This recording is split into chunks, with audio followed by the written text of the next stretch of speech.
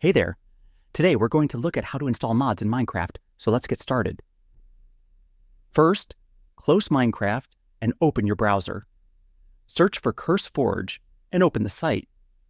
Find the mod you want, then go to the Files section and pick the version matching your Minecraft game. Remember this version, because you will need it later.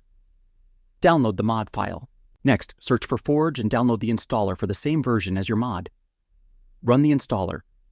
If it doesn't open, install the latest Java from java.com, then open the installer with Java. Press Install Client and finish. Open the Run prompt with Windows key plus R, type %app data %, and press Enter.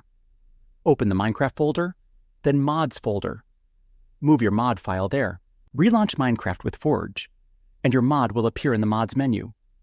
If Minecraft crashes, check that Forge and mod versions match and delete old mods. And that wraps it up. Appreciate you watching. See you in the next one.